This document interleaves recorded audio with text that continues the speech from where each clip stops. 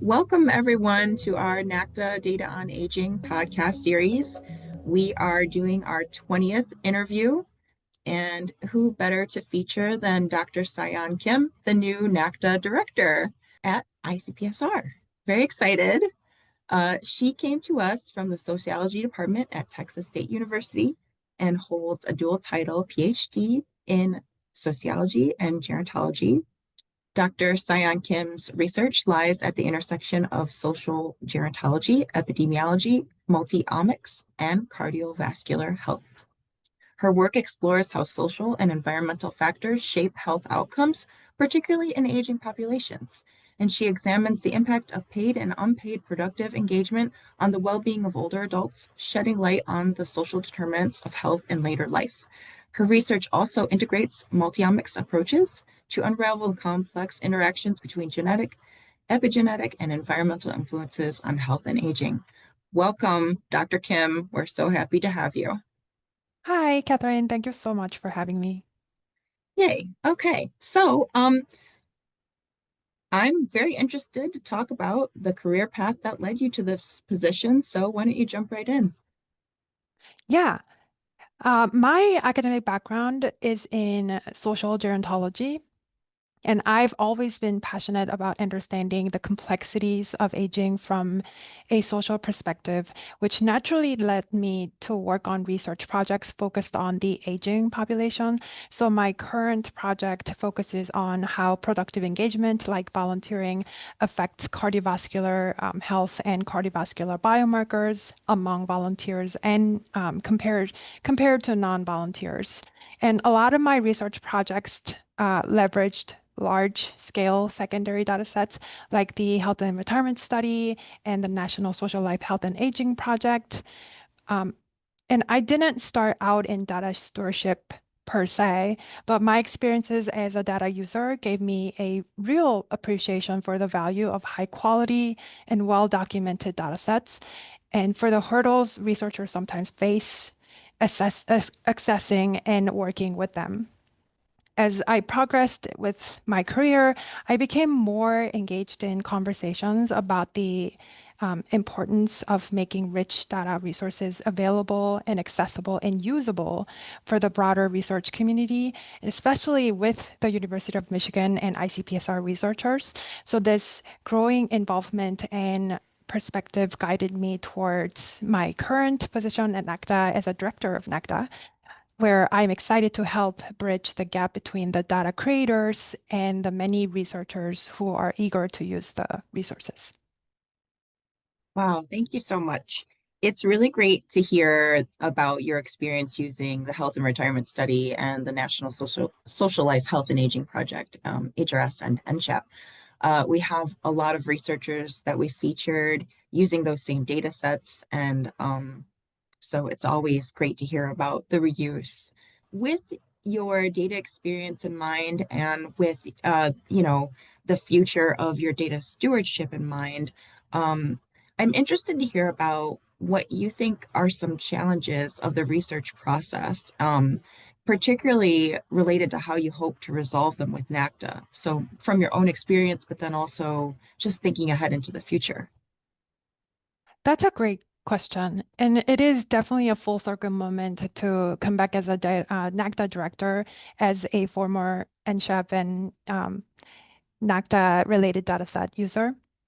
But one of the persistent challenges probably ensuring that researchers, especially those who are new to longitudinal research, can easily find and understand and properly use complex data, and issues with harmonizing variables across waves or across studies and dealing with the missing data. And there's a lot of missing data in longitudinal studies, and navigating that data access restrictions can be pretty daunting.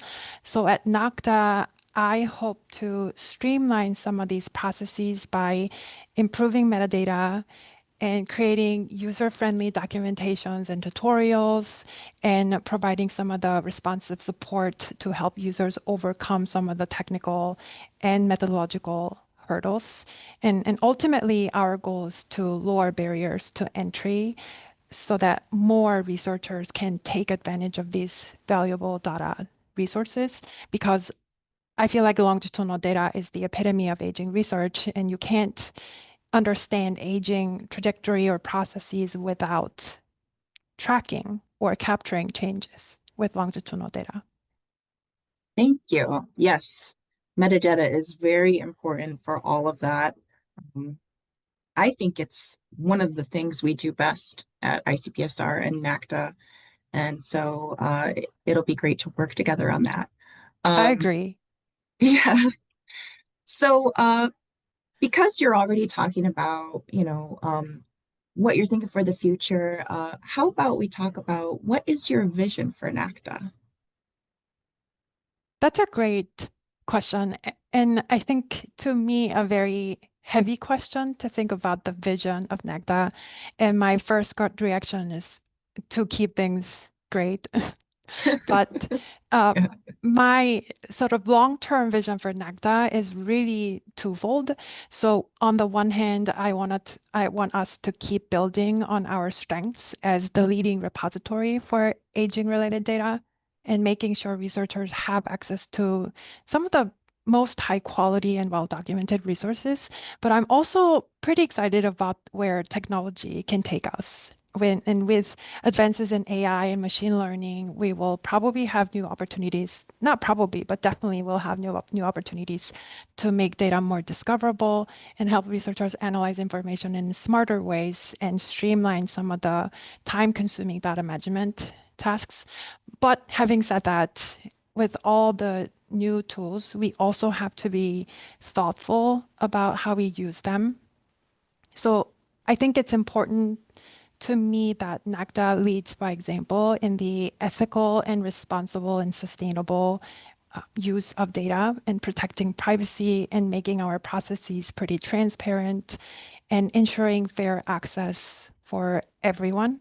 So ultimately, I want NACDA to not just keep up with what's possible, but also to help shape how these technologies are used in an ethical and meaningful way for aging research.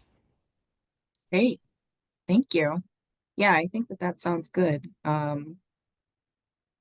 With AI, there's still so much unknown territory, and yeah, I agree. It's important to stay with it and be in the know about, I don't know, what to expect and how to best use it while protecting respondents. Um, there's so many little things it's you hear about colleagues doing, like people using, you know, Chat GPT to help with, I don't know, writing, even emails and things like that. And it would also be interesting to see how maybe some of our respondents in our aging studies might even use those same tools. Um, so we get to see it from a data stewardship approach, but then also hopefully um, from like how the populations that we're studying approach it as well. That totally makes sense. And older adults are traditionally pretty removed from the technological advancement. So having that accessibility for older adults or population that we study would be important, but also for scholars who use ChatGPT to find variables, use ChatGPT Mhm. or LLM to use or access data sets or dataset metadata. We definitely need to think about how NACDA can innovate and make sure that we do this in a responsible and ethical way. Sure. Great. Thank Yeah, you. no problem. So, while we're thinking about responsible use and just longitudinal data in general, what advice would you give to other researchers trying to use longitudinal data, maybe even some of the same survey data you've used or other data resources you've come across? But basically, what advice would you give to people trying to work with longitudinal aging research in general? Sure. My answer might actually sound Luddite because we just talked about technological advances, but my biggest advice is to not be afraid to reach out to people as well as to data documentation. And longitudinal data can be complex. And so taking the time to really dive into the study design and documentation and all those technical details is important. And as you probably know, start by investing time in understanding the study design and the data collection processes and the nuances of each wave is important. So don't hesitate to reach out to the data providers or archives for clarification because often a human conversation can prevent costly mistakes down the line. But just as important is also building human network. And speaking from an example, I only discovered NSHAP because I attended a workshop organized by Linda Waite, the principal investigator of NSHAP. Cool.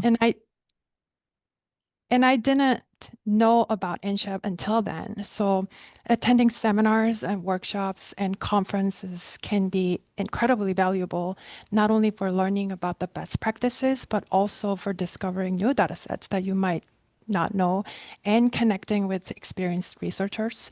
So that experience really opened doors for me, and I got to ask questions directly to the PIs and hear about the practical issues in using data, attend early wave conferences, and then build relationship with everyone that helped me ever since. So read all the documentations and reach out to archives like NACDA, but also make time for networking. And often those personal connections can lead to insights and opportunities that you wouldn't find otherwise.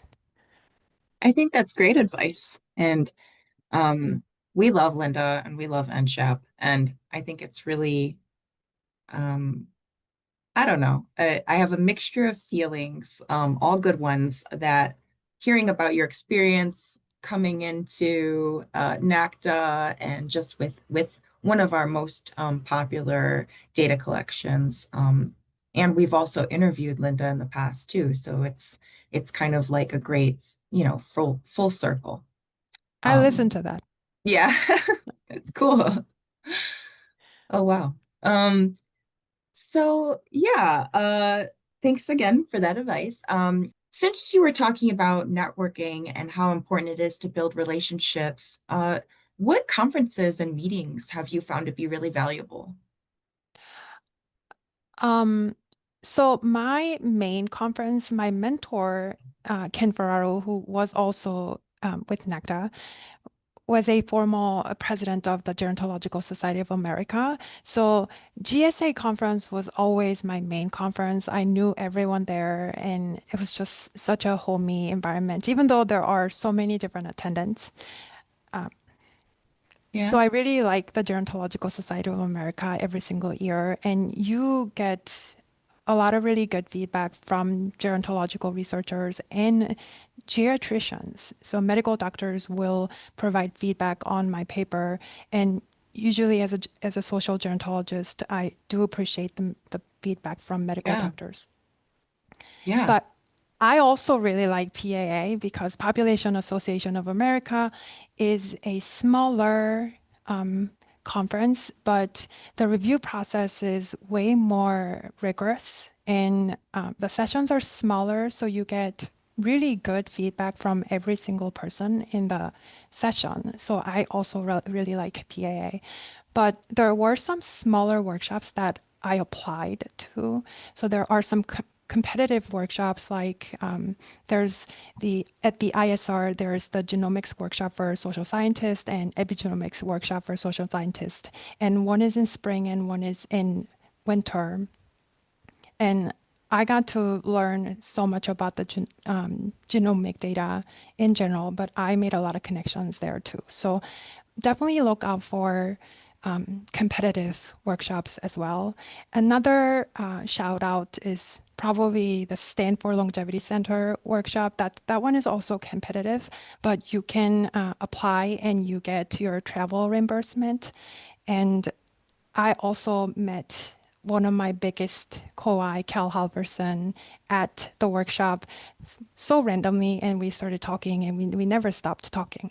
So I Oh thought that wow. was a really good workshop as well. Yeah, sounds like you made some great connections. I mean, yeah, we've also interviewed Ken, and it's so interesting to hear how your experience is just sprinkled throughout um the things that we're familiar with. And I mean, it makes sense that that's part of the reason why you're a new director. Yeah, Ken So is yeah. amazing. Yeah, Ken is an amazing director. Yeah, I got to work with him a bit when he was on our steering committee a few years ago, and he was excellent. And we're looking forward to exhibiting at GSA, and so you'll be on the other side of the booth with me, and we will Yay. get to talk to hopefully people who are fans of NACDA and soon to be fans of NACDA. Yes. And There are only two types of people, fans of NACDA and soon to be fans of NACDA. yes. So okay, great. Well, so how about we talk about our last question here. What excites you about being a researcher in this field and in data management now? Yeah. What excites me the most is probably the interdisciplinary nature of the aging research right now. So even though I'm trained as a sociologist, I get to collaborate with anyone but sociologists. So colleagues from so many different backgrounds like social work or epidemiology, public health, psychology, and more. And working with a team that brings all of the different perspectives to the table about the same longitudinal study is incredibly rewarding. And it means that we can look at the same project or data set from multiple different angles and come up with a richer and more nuanced insights about the aging processes. So I honestly feel so lucky to have such an engaged and collaborative team. But I'm also a big fan of using longitudinal research studies, and they allow us to see how things unfold over time, which is absolutely essential when you're studying aging. So there's something powerful about following people's stories and trajectories rather than just looking at one time snapshot. So overall, being part of this sort of evolving interdisciplinary field and having the chance to work with these amazing data sets and longitudinal data sets makes me feel that I'm truly standing on the shoulders of giants and making the work both meaningful and exciting.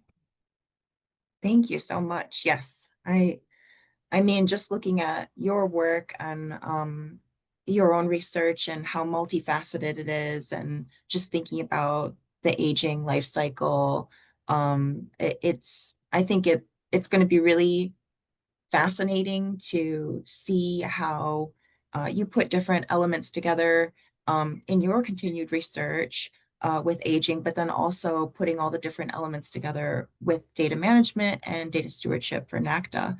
So thank you so much. No problem. Well, thank you, Catherine.